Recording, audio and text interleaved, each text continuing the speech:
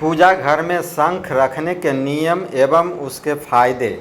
शंख रखना वास्तु के हिसाब से भी शुभ माना जाता है और जिस घर में नियमित रूप से शंखनाद होता है उस घर में लक्ष्मी जी का वास होने के साथ सभी वास्तु दोषों से मुक्ति भी मिलती है। आमतौर पर सभी के घरों में शंख जरूर रखा होता है। कुछ घरों में इसका इस्तेमाल विष्णु जी को स्नान कराने में तो कुछ जगह जल आचमन करने के लिए किया जाता है।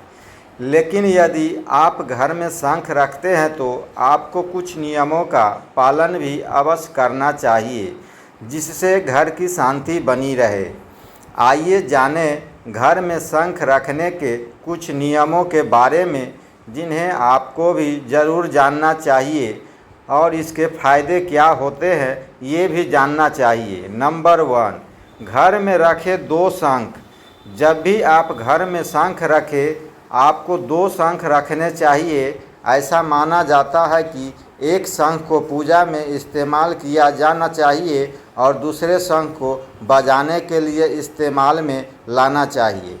हमेशा पूजा करने के लिए दक्षिणावर्ती शंख का इस्तेमाल करना चाहिए।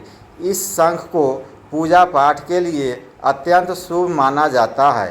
पूजा के लिए जिस शंख का इस्तेमाल कर रहे हैं उस शंख को भूलकर भी न बजाएं। हमेशा इस शंख में रात में पानी भर कर रखना चाहिए और सुबह इस पानी को पूरे घर में छिड़क देना चाहिए। ऐसा करने से घर के सभी वास्तु दोषों से मुक्ति मिलती है। नंबर 2, सफ़ेद कपड़े में ढक कर रखे शंख। ऐसी मान्यता है कि शंख को हमेशा इस्तेमाल के बाद ढक कर रखना चाहिए।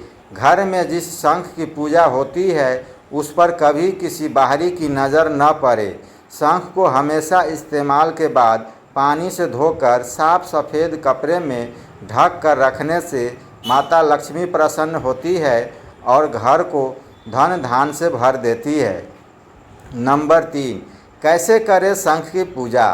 शंख की पूजा करने का एक विशेष विधान है जिसका ध्यान रखना जाना जरूरी है। सबसे पहले स्नान कर साफ सुथरे कपड़े पहने।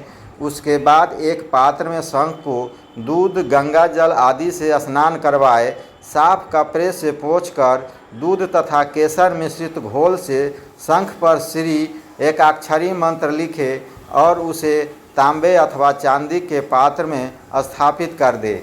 अब इस पर रोली अक्षत और सफ़ेद पुष्प चढ़ाए, फिर धूप और घी की दीपक जलाए। इसके बाद सच्चे मन से शंख का ध्यान करें। नंबर 4, शंख पूजन के बाद करें ये काम। पूजा के समय शंख में भर कर रखा गया जल का आरती के बाद छिड़काव करने से शारीरिक व मानसिक विकारों से मुक्ति मिलती है। साथ ही जीवन में सौभाग्य का उदय होने लगता है।